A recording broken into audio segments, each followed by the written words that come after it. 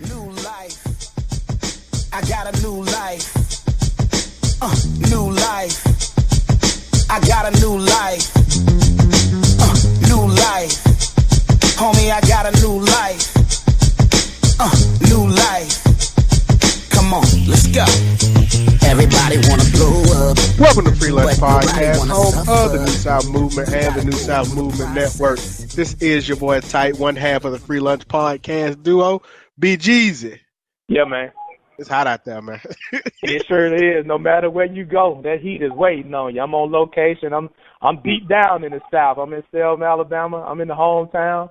And, bro, you can't hardly walk outside without catching this sweat. And you know I'm on vacation right now. I'm vacationing in North Carolina right now, and had a chance to do – so, BG, I had a chance to do a boat ride to an island, Carrot Island, and they got wild horses out there. But us being on that boat, I'm telling you, I was cooking like some bacon. You say wild horses. These the kind of horses that walk in the water? Wild horses. They swim in the water. They ain't walking in the water, but they ain't walking on water like Jesus did. So they swim in the water, but these some Spanish. They got some Spanish horses out there, man, and they wild. They learn how to maneuver in the during hurricane season and all that kind of stuff. Man, well, yeah, it was quite the experience. But like I said, it was hot.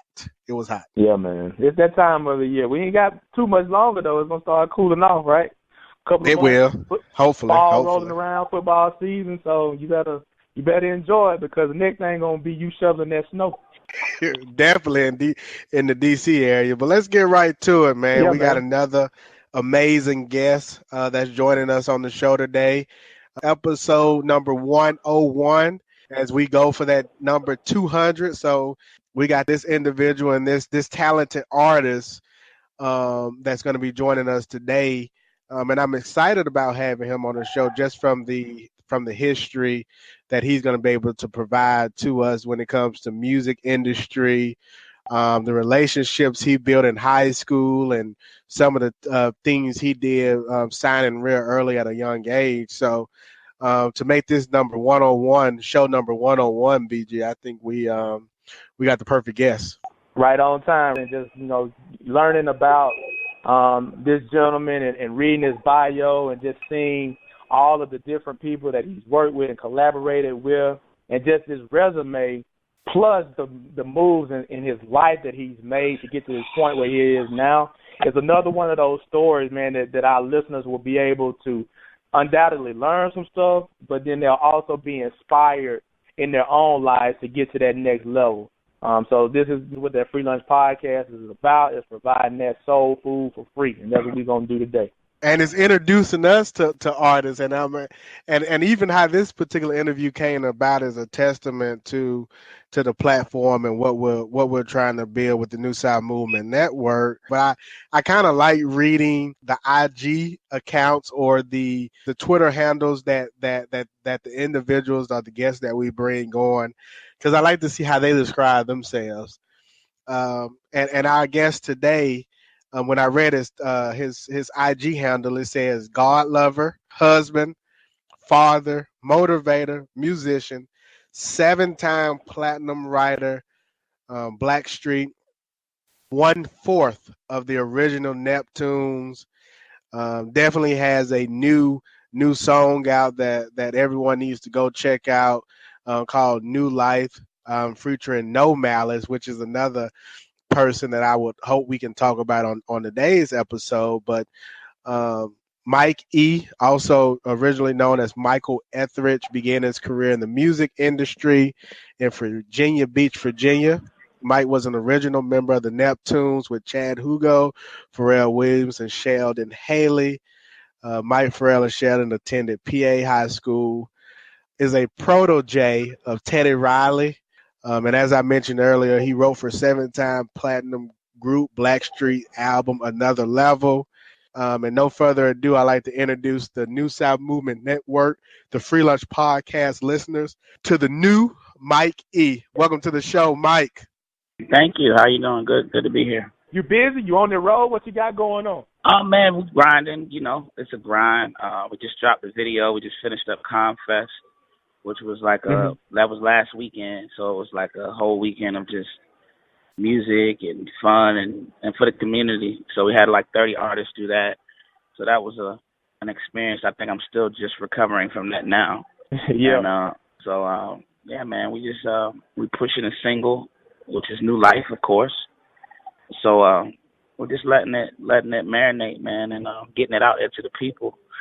You know, pushing it and promoting it. The video is doing really well. Someone's doing double the numbers, if not more, than some of the other videos that we put out. So people are really connecting with the record like I expected and anticipated. So doing 88.7 in Atlantic City tomorrow on their station and premiering the song. So we're just gonna keep it moving, man. And this is an exciting time because all of these pieces are coming together for the release of that Supernatural album, right? Yeah, exactly. The album is gonna be Supernatural, but I decided to put out an EP. Well, it's actually 10 songs, but it's called New Life. So Supernatural will be after that. But right now, the people can get New Life, not just the song New Life, but there's an entire project of 7 records that will be available digitally in the next few weeks. It's already available physically. So, yeah, the New Life project is crazy. But I had a body of work. I didn't want to just – I felt like some of the records that I had done belonged in New Life and not in the Supernatural album. So it's good to have a lot of songs. That's what I was going to say. That's a good position to be in when you got material that you can utilize in so many different ways. Because a lot of times you write in various different places that you're in your life. So in one place you're in that you're writing these songs, and then you go to the next place, and then what you write about changes a little bit. So just want to stay on top of that and make sure you're packaging it and labeling it, the emotions as they come out the right way, so people get the entire message. You have a very interesting story from reading your bio and studying for you for this, learning about you for this interview. You grew up in an area in Virginia Beach, Virginia, and at an early age, you were a singer. You got into the music industry at the age of 15. But before we even jump into that aspect of like your journey through the music industry, I had a very interesting question. When you see talents like Blackstreet, the Clips, definitely the Neptunes, including yourself, Teddy Riley, Percy Harvin, Ryan Zimmerman, those athletes coming out of Virginia Beach area, what is Virginia Beach, Virginia like? As regards to music, that era was a little different in the sense that Teddy Riley was, at that time, if not one of the top producers in the world, producing Michael Jackson and Bobby Brown and Janet Jackson and just everybody. I mean, Boy George, he was he was an innovator of a sound. And you have a lot of producers, even now, legends and guys that have done great things in the industry, but very rarely do you have a producer that an entire sound was named after them. You know what I'm saying? So that's the type of impact he had. So when he moved to Virginia Beach,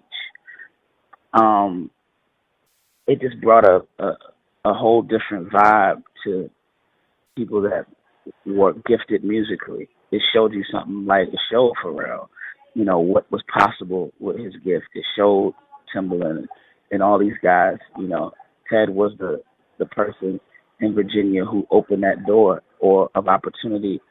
I wouldn't even say opportunity. I would say exposure. He exposed us to what the music industry had to offer, which is very different now, because then everybody was buying CDs, so it wasn't digital music. So, there was a very different industry. There was more money. There was more opportunity because, people were buying CDs. So the revenue was totally different than it is now, where people can download stuff, stream stuff. They don't have to buy it necessarily. But I think it was a different connection with the artist as well, because, it kept the artist. It wasn't social media. It wasn't hot then. So it was like you had to go see them, or you weren't going to experience them, you know what I mean? Whereas now you can go to their Instagram and maybe experience things, from their daily life. So it just made it different.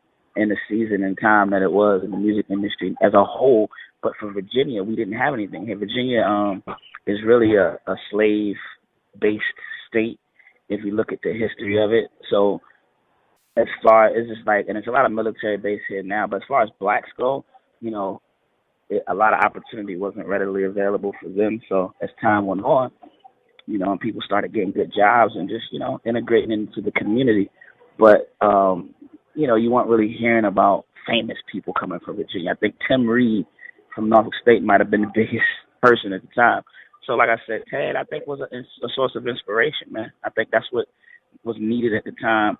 And there are no outlets where you have in New York, you have record companies. So, you know, the next kid could walk into the record company or get discovered more easily in, let's say, New York or L.A. or Atlanta or somewhere where there's a major city. Virginia Beach is a small, you know, it's not an industrial town, not an industrial city. So that's the element that he brought, and he created that buzz. And people started paying attention to what was going on in Virginia. And then came with Pharrell's and the Timberlands. And so it just birthed something, and I was signing Teddy. And just the main thing that I gained was experience, man, which is now, you know, led me to be able to know what it is to be the artist, see the inner workings of a independent record company as well as a major record company. So all that information, what it is to have hit records and excellent records and music that is at a high level. So it was a great experience, man, and I attribute, you know, all of that, all of those years of being around Teddy and being blessed to be in that position of, you know, to make a living and live my life that way and learn at the same time and, you know, travel and do all those great things. So, and doing what I love. So that's really what it was. At that young age, how did you all as the group get started? We were all friends, so we went to the school together. So Pharrell and I did, and Shay. But Pharrell and I were more in the musician side of it. So we were in the band together. So, you know, being in the band together, that's why I met Pharrell in the band. And we just got cool. We went in drum line together. We both played drums, and then he was an incredible writer. So he would write songs and say, hey, man, let's, you know, do this record and you sing this joint. And we became a group, and that's how it was. That's how actually we met Teddy, was through a talent show. A guy named Omar Chandler sang Joy and Pain on Rob Bass record back in the day. It's Teddy's brother-in-law. So we hooked up with him, and you know, he said, these kids are really cool, they're dope, blah, blah, blah. So, you know, we started going to the studio. Then he had a talent show at our high school, and we did the talent show, and we won, and the relationship developed, and we just continued on with the music. So it was just like, all of it was surrounded by one little area, which is Princess Anne High School and Future Records Studios, which was next to the school. So that's how, you know, it was just like, man, it was destiny, I guess you could say, because it wouldn't have been no Pharrell and Chad if it wasn't for that. It wouldn't be, you know, a lot of people probably. And that's a perfect word, because like you just alluded to, Teddy Riley's studio was in close proximity to the school that y'all went to. And I was watching an interview, and he talked about how you all would actually go over to the studio and, you know, ring the doorbell, knock on the door to try to get in, thinking that it was just a studio that you could rent out time. What was it that put y'all in the mind frame, hey, we need to get in this studio? Well, it really wasn't even that. I think we didn't think it was a studio you could rent out time. We didn't care. We just saw all these dope cars, and we knew these people had money, and we knew that was Teddy Riley. Right? Yeah. And it was more so Pharrell, because Pharrell's a little older than us, so he was more the leader of just, come on, man, we got to get in here kind of thing. He just had that persistent mindset of, I got to see what's in here. Okay. And that's how it kept going. And we would get thrown off the property, everything, before we finally got in after, you know, rejection and everything else. But, yeah, that was pretty much it, man. We knew that, just like if you, in New York, it may have been a little bit, like you might have seen Big Daddy Kane or Rakim or this person or that person walking down the street. Whereas in Virginia, this is one thing. You got to understand, that's it. It ain't no more. You know what I'm saying? This is it. Teddy. Mm-hmm. So, but he was the man. So there was a lot you could learn from that one situation. At the age of 15, when you eventually was signed with Teddy Riley's company when it comes to this music thing. Everybody knew you could sing. I believe you all won the talent. Did y'all win that talent show or? We Yeah, did. y'all had won the talent show. What were your parents saying? Were they encouraging you to go that route? Were they saying you're too young? What were their Well, thoughts? really, they were supportive as much as they would. My parents are like church people, so they were kind of reserved, but they were still supportive, and they wanted to be they wanted to see their son do something good. So, but they had to sign papers and everything for me because I was too young. So I couldn't have done it unless they would have signed off on it. And then when you are signing, what's happening at the school? What Oh what are the man. students saying? I mean, Well, we were always at the cool school. people, but it just went from a different level of having a little bit of money now to having my own apartment and, you know what I'm saying, as a senior. So at this point, it's like, man, forget school. So at that point, I kind of like, I was feeling myself, I guess you could say. But you're working with Teddy Riley, who had a catalog and had worked with numerous world-renowned artists, and then you're actually in the studio and working with Blackstreet, who had a lot of success.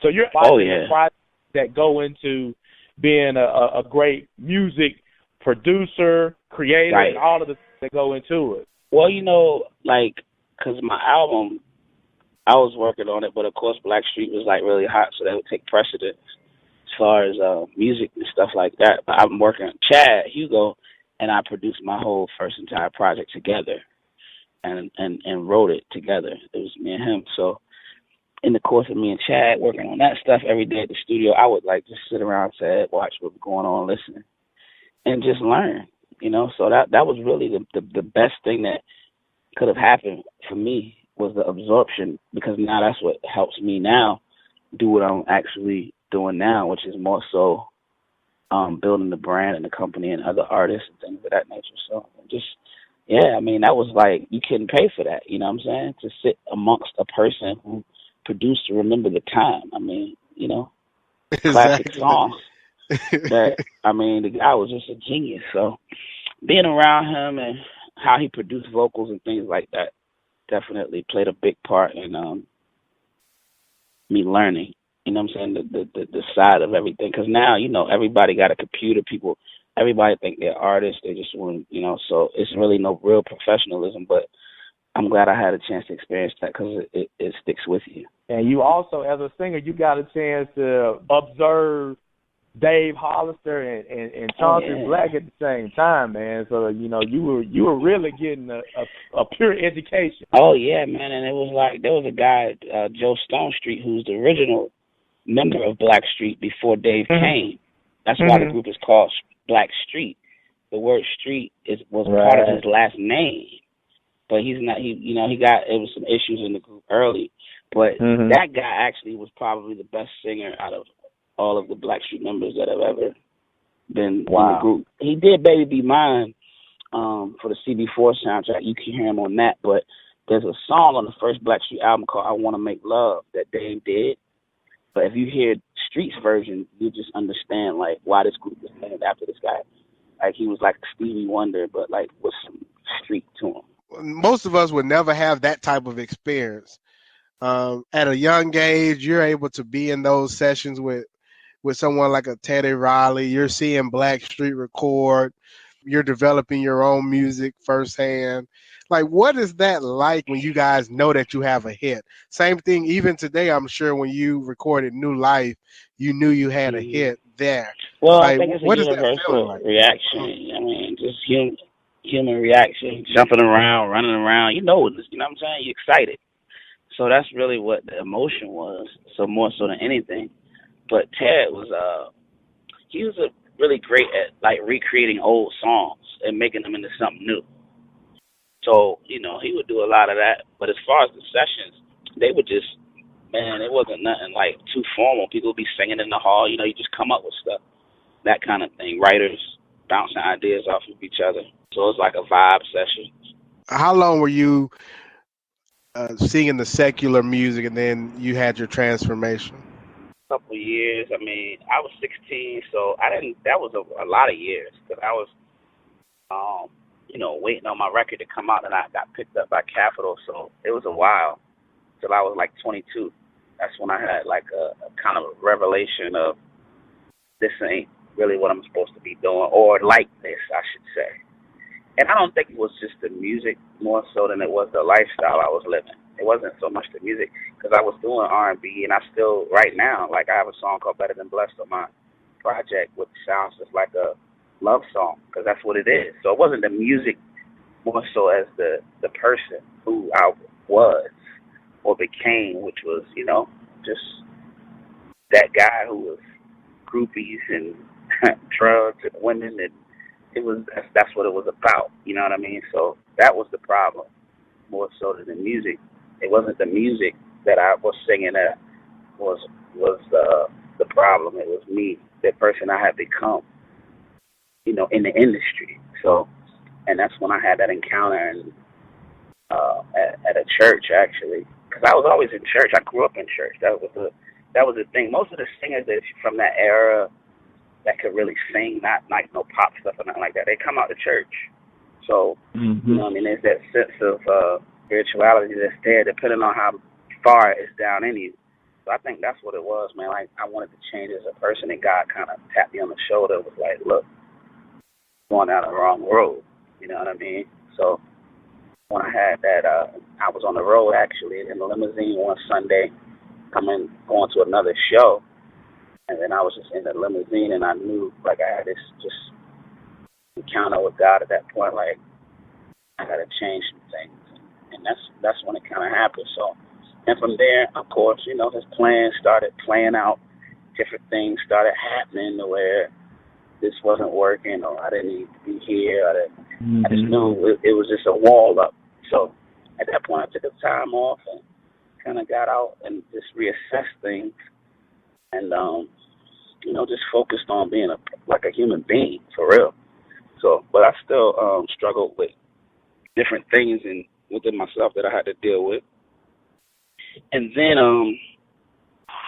about 4 years ago, God kind of came back and was like, oh, I had got divorced. So it was a very traumatic time for me, and I was by myself, and I kind of was like, what direction should I go from here? And God was like, man, I never wanted to take you out of the music. I just wanted you to do something different with it.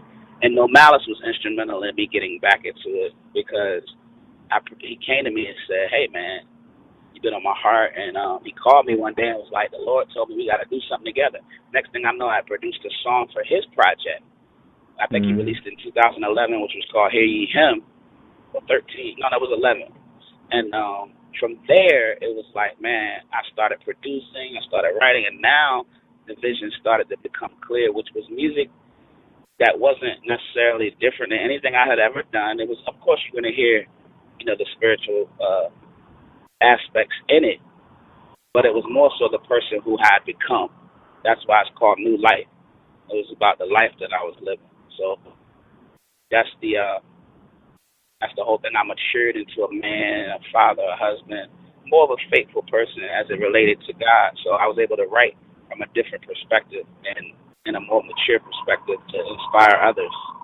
Did that feel like weight off of your shoulders to be able to still do what you love, to produce in the same way, but actually having content that uplifts the spirit and uplifts the God? It did, man. And it also, and you got to realize, too, that even though when you look at it from the reverse side, gospel music really didn't and still doesn't really embrace still what I do. Because it doesn't sound like when someone says gospel music, you don't think of the kind of music that I make. And if you look at gospel music, it's starting to shift to where the younger generation or the next generation is doing music that is glorified. It's based on biblical principles, but it doesn't sound like what we grew up on, which was James Moore, Frank Williams, the Jackson Southern Mid, those kinds of things. So,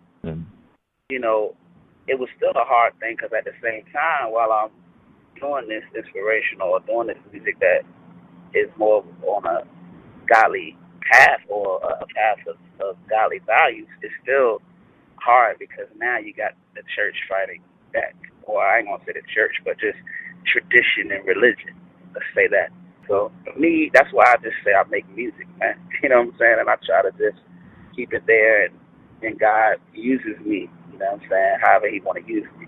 You mentioned No Malice. I heard an interview he did on the Combat Jack show, which I thought was probably one of the best interviews I've heard. I watched the end of Malice, which is an excellent documentary, really about him and where he's at now. And I saw that you guys did some. He's on the New Life. I saw that you were on Still Got Love. I believe that was one of his tracks. Can you talk about the relationship and the transformation, the relationship that you and him have? Well, the thing is, we've always known each other before the music and before God came into our lives at the level that He's in there now. He's always been with us, but before we became, more aware of it and started walking with it. So we used to get high together, smoke weed together, be in the weed spot together. We knew each other like that. So the music just, took us in different directions or whatever, but we all were friends. You see what I'm saying? So there was that bond there anyway. And when I actually came to the Lord first, so I would go back and talk about it and minister, and they'd be like, oh, people were like, man, Mike crazy. You know what I'm saying? So when he got into this encounter, he was able to reference that point with me and say, man, now I understand everything you were saying.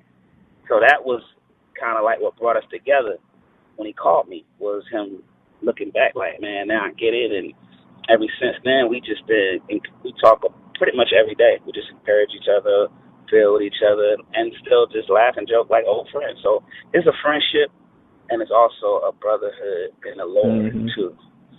That it's become that. But the friendship's always been there, so. You just said that you came to the Lord first. Being in the music industry, and maybe not being around as many people that have experienced what you've experienced with their relationship with God. What was it like when you first? What was it like? Were you the outsider, the black sheep, when you started ministering to people? What was it? It was just more of a lot of people didn't like it, man, because it represented light shining on darkness. Don't nobody want to be around nobody that's trying to say, oh, this we should do, maybe try to live right. You know what I'm saying? And especially if you're successful at living wrong. So it definitely was a thing where it's, I wouldn't say black sheep, but just everybody always knew I was different anyway, just being raised in church and everything. But you just don't know, that's why the Bible says train up a child in the way they should go. When they're old, they won't depart. All those seeds you're planting in the kid as a young child, even if they go astray from it, it's so far in them. When God waters that thing, it's going to become something. So that's literally what happened. It was only a matter of time before the seeds that were planted in me from a child, were watered and birthed something that people just had to deal with. You know what I'm saying? Got a lot going on in 2016. We opened up talking about some of the work that you're doing. Who is the new Mike E? How would you describe that to the people? Oh, wow. That we're trying to introduce you to? The new Mike E is a Mike E that's free to make music from the heart. That's it. Summed up. Just like it's not the, but the great part about it is not. It's the Mike E who doesn't feel bound by them, because there's a restriction even in the secular music industry of R&B. To make records sound a certain way. It's all over. So that part of me has been free. But then in the side of gospel music and inspiration, there's another box they try to put you in. And I freed myself from all of those boxes, man. And now I make music that when people hear it, they don't even know what to say, because they're like, dang, I like the message, but it's dope. You know what I mean? So I'm just free to make music, man, and be a blessing to people and encourage and inspire. That's it. The new Mike E. And the new Mike E is also a Mike E who's a better husband, a better father, a better Christian. You know what I'm saying? So it's growth. It just represents becoming a man and putting away childish things, as Paul said. You know what I mean? When I was a child, I spake as a child. But when I became a man, I put away childish things. So that's what the new Mike E is. That's what you're gonna get in the music. You're gonna and the thing is, for my generation, we grew up on Jodeci and you know what I mean, Jay-Z, definitely, and Puff Daddy. So it's like the music that I'm gonna give you it's a lot of us who are matured, but yet we still love, we connect with that sound. So the music that I'm going to give you is not going to diminish the integrity of what we like to listen to, but at the same time, it's not going to diminish the integrity of your soul. What is the music industry like now, and how has it really changed? Or what's the number one change that you've kind of seen and experienced over the 2 decades or so? I would say the main thing is just it always evolves, but it's been cheapened. That's the only word I could use to describe it. Like, you couldn't serve us what's on the radio now to my generation. No way. Mm-hmm. So right now it's just, and I think it's because again, music has become so much more accessible. So now I don't have to go to the store to buy the CD. I just cut my phone on and I can join a streaming service, and I can hear anything I want to hear to just pay this money a month. I don't have to get up in my car. I don't have to go buy it. I don't have to put it, you know what I mean? So my connection with the music and the artist is totally different now. Gotcha. It's not special anymore, bro. That's what actually it boils down to. And even the recording sessions, I hear with even with artists, back in the day, you would basically record in the same studio or in the same, and at the same time, you all would collaborate together. But now you can just send a track via a digital track, and someone can record over it, and there's not that bonding or that relationship that's built even from that experience, which I think is heard in the music. Oh yeah, definitely. I mean, I think that, even with No Diggity, that was sent to Dre. He rapped on it, sent it back. I don't think that as much as the recording process, because the recording process is pretty much still the same. You know what I mean? Guys still get in the studio together. They gonna get their drink on. The rappers, especially. You know what I mean? I don't think that's like a big deal. It's the process of consumption of the music, the product that you're making. Mm-hmm.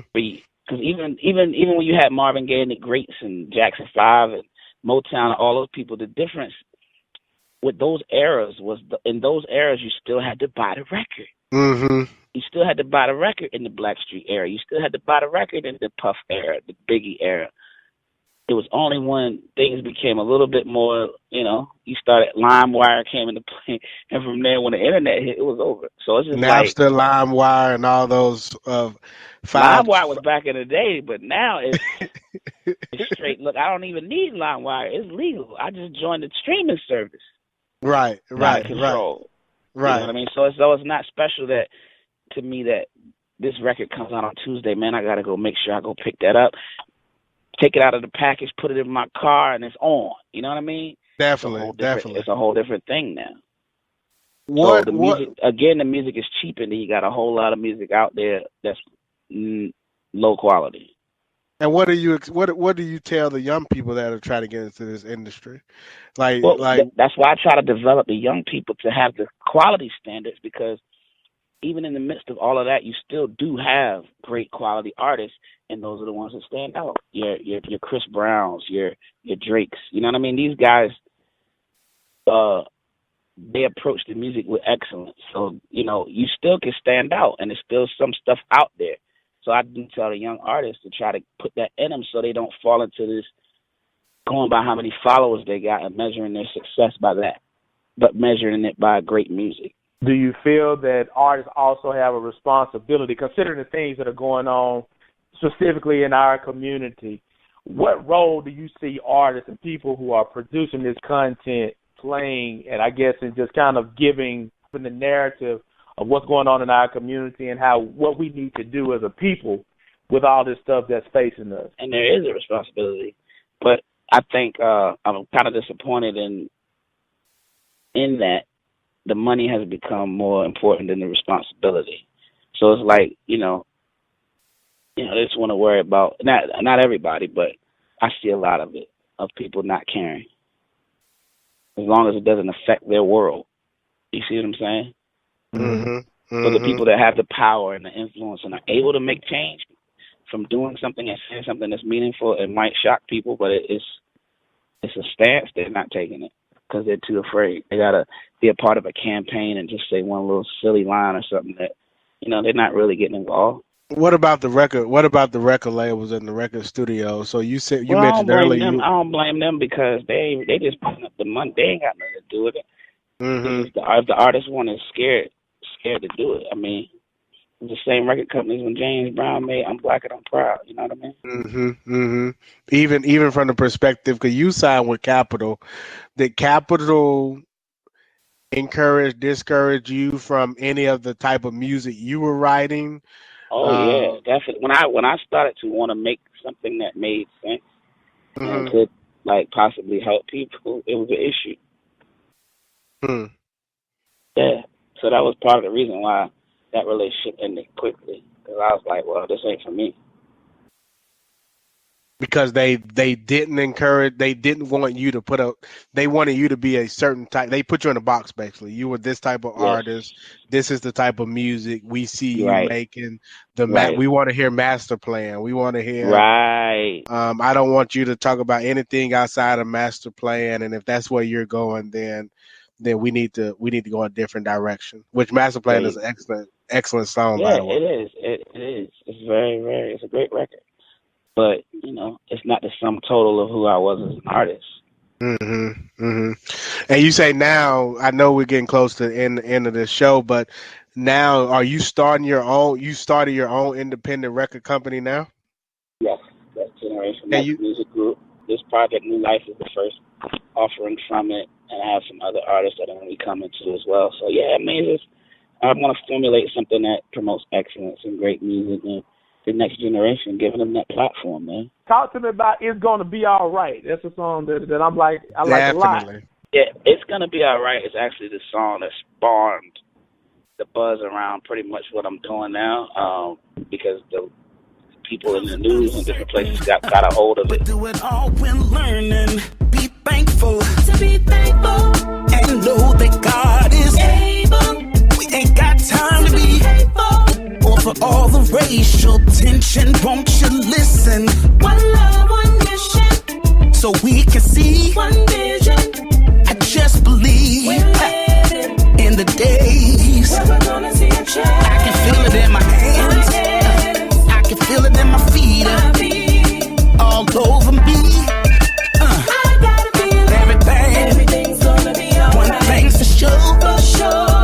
I can feel it in my soul. Ask me how do I know? I gotta feel everything's gonna be alright. I hear the cries of the mothers. But I mean, I wrote the song just for the nation, man. I felt like it was being spoken to the people. So I try to be a vessel sometimes, or not, I'm going to say sometimes. I try to be a vessel for God to use and speak through. But he'll do it in a way that he knows I'm going to convey it, that people can get it through music. So that's really what that song is. And it's saying, hey, no matter how bad things get, everything's going to be all right. And it's not just, even though I deal with social injustice and racism and joblessness and homelessness and the economy in the song really can be applied to anything you face in life: sickness, illness, family challenges. So it's just a song of positivity, because I believe that as a man thinketh, so is he. So in his heart. So you got to speak life rather than death, instead of like what we're normally hearing on the radio of, I'll kill you, I'll do this and that. That song is here to bring positivity and hope, man, and promote peace. And the remix came, and it was just a movement. So, yeah, I'm really excited about that record. I still don't even think that record's done yet, because it's just a powerful song. Oh, it's not done at all. It's not. That is a really, really good song. That is a really good song. Teddy Riley has referred to you all, the original Neptune group, as architects of music in the area that you came from, Virginia Beach, Virginia. When you hear someone of his stature say words like that about you, how does that make you feel? It just makes me feel good, man. I already know. Like, you already know when you're a part of something. Mm. Like, when you're a part of it, you don't really know what's being done. But then when you look back, you're like, oh, I am. And then you start seeing why you are able to do stuff the way you're able to do it.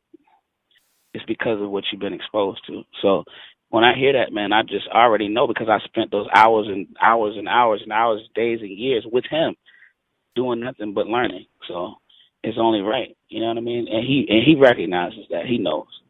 So for him to know somebody who I respect highly like that, it just makes me feel confident and more confident in what I do. That's all. It just confirms what God has already said. For sure. And Mike, I definitely, man, you personally, I think you have a book. You have so much information and your story. Like, this is a untold story that needs to be told. Yeah, I definitely agree. And I'm just sitting here when I was reading this information and just getting caught up. And this is just me just talking to you. When I was reading this stuff, I was like, man, like what you've got, what the people you've worked with, just the air you grew up in and the knowledge you've captured, it definitely has to be told. It definitely needs to be told on a larger scale. And I look forward to just even hearing more about your story, your personal story, and what you all were able to accomplish, because it's amazing. I appreciate that, man. Definitely. Me too. I look forward to it too. I'm telling you, it really is. It really is, because just from, working with Blackstreet, you guys being the original Neptunes, working with Teddy Riley, that's not a common story. That's not a everyday occurrence that most people have the privilege of experiencing, and I think your story is one that really can be told on a much larger scale as well. Awesome, man. I appreciate that. BG, what you got? Got to ask the question. Considering that you all came up in the trenches together, do you all still kind of communicate, check in with each other? Yeah, man. Actually, 2 years ago, we were at Shaq Fest together, which is like the biggest concert, one of the biggest concerts here in our area by a top 40 station, V104. But Pharrell had called me to a mutual friend, and we linked up, man, and we just hung out and chilled and talked. It was a great experience, again, to be around. And this was when Happy was at its top of the charts. Mm-hmm. It was the only thing going was Happy. So it was like being around him and being around his staff and seeing how things work and people and the type of team he had. That was a very big part for me. I just said, again, listen, God puts you in situations to learn. So even though we had this great friendship and bond, and I could call him right now, and we talk here and there, and he'll even, I usually send him something that I'm getting ready to put out. He'd be like, man, that's dope. So he's actually going to do a remix on one of my records. So, yeah, man, okay.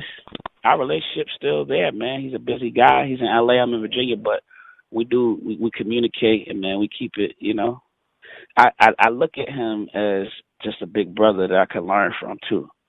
So, even the Generation Next brand and where that's came in the last 3 years definitely was affected by that intersecting point where we got back together again. So, yeah.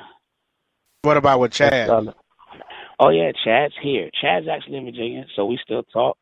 Chad does some remixes and DJing and different things, so yeah, Chad's still doing his thing. Telling you, man. I think the Neptune. I think what you guys started in that area. I'm telling you, it's a much bigger platform, and it's a much bigger story than I think most people know, and I think it's gonna even grow. I think it is. I'm excited about it. No doubt. BG, anything else? Man, we got to shout out Amina C for pulling this all together, making this happen. Shout out to Amina, she's listening. For sure. Yeah, I know she's listening, so we appreciate you, sis, for making this happen and connecting this, because this is like a monumental moment. It really is amazing how social media can play a part in the relationships you build. Oh, man. And I definitely want to make certain that we stay connected to the new Mikey. Yeah, because I think, I'm telling you, I can feel it in your spirit. And just from me even doing my own research, this is a much larger story than we've even touched on right now. And make certain you let No Malice know he got some fans and supporters out there too, because I will. After watching that end of Malice and listening to his interview, amazing. And even what he's doing with the even what he's doing with his 30-day challenge. Just follow him on IG. Oh yeah, definitely. Yeah. Are you participating in that at all? Nah, man. Not right now, but exactly. Because I'm trying to do my weight loss thing, so he keeps me motivated on that too. He'll call me, "What you eat today?" So yeah, definitely. So let him know that we follow him and we support him as well. But Mike, look forward to you dropping the new Life EP. Oh yeah, definitely, man. I appreciate you guys for sure. When is it coming? When is the new Life EP coming out? It's gonna be next month. It's gonna be September. September. Okay. Yeah, okay. It may drop a little earlier than that, but I'm just gonna say September. So, but it's done. It's already ready to go. We're just setting it up. How can the people get in contact with you, Mike, if they want to follow you on your social media and all that stuff? How can the people connect? You can go to Mike, capital E, period, on Facebook. That'll take you straight to the artist page, Mike E. And then on all other networks like Twitter, Instagram, and all that, Snapchat, you just at the new Mike E. And there you have it. The new Mike E, new life, got a new life. It's definitely jamming. It's definitely jamming. Go check it out if you haven't heard it. And I'm sure as before we release this, we'll include that information in our link. Awesome. I appreciate it, guys. I had a great time, man. Appreciate you. Thank you so much, you guys. Free lunch. Thank you. Hey, BG, another good show, sir. Oh, man. Another great show. I'm telling you, man. So much history, musical history, and young man that has been at different levels of the game, has seen it from different vantage points. We blessed to have a guy like Mike E on the show. Just the relationships and the things that he's done. I said it on the show, but I think that story and his story and the relationships he's built, I think it's so much more that's going to be heard from Mike E. I'm telling you, to be a part of the original Neptunes, to work with Teddy Riley, to write for Black Street, there's not a lot of individuals that have had that experience, and I think that he's an amazing person, man. All in one lifetime, and he's just getting started. Like, he really just getting started on his true calling and purpose. So we can definitely think you're right. Big things. Yeah, man. You can definitely take big things. He's just getting started on his calling and purpose, which brings us to a whole nother topic, but we can say that for another show. So yes, I hope the listeners are able to take something from today's show. I thought it was a good show. I thought it was a great show, BG. As always, that's what we do, man, on the Freeline Podcast. Home of the New South Movement. You can catch us on the New South Movement Podcast Network, available on iTunes and SoundCloud. Search New South Movement, and you'll find us, Free Lunch Podcast, the Retroscope Podcast, Z1 Sports Talk Podcast, Girl Talk Podcast, and much more to come. We working out here. This is not a game.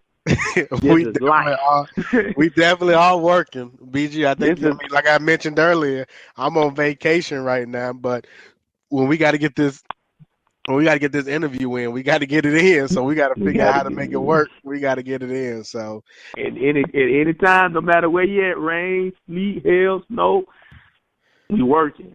Yeah, you can also catch us. Check for us. We're also on Instagram, Freelance Podcast, and on Twitter, Freelance Podcast. Check for us. Tell a friend. Tell a friend. Tell a friend to tell a friend. This is your boy Tight. You got the main man, who? BG. Yeah. Man, let's get up out of here. Rise of the mothers, our children are killing each other. Respect one another. Please don't murder your brother. We already see enough police brutality. And did we forget? We gotta pray for the president. But through it all, we're learning. And know that God is able. We ain't got time to be hateful.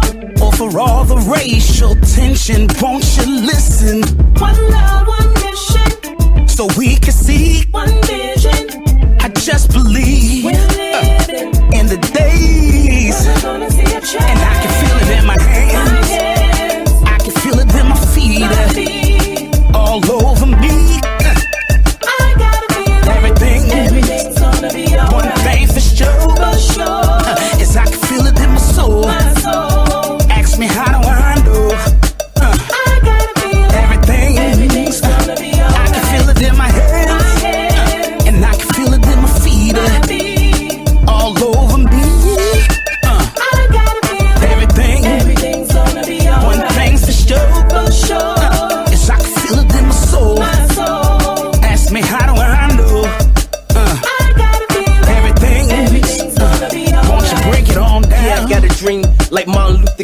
God paving the way for all my kings and my queens. Racially profiling us, the dreads and the jeans. Or is it the color black that got them killing our teens? Community filled with things, trying to be redeemed. But when you leave it to God, it ain't as bad as it seems. Speaking up for the team, it ain't no way they can take us. And keep your trust in God, you know He's a way maker. I can feel it in my hands, I can feel it in my feet.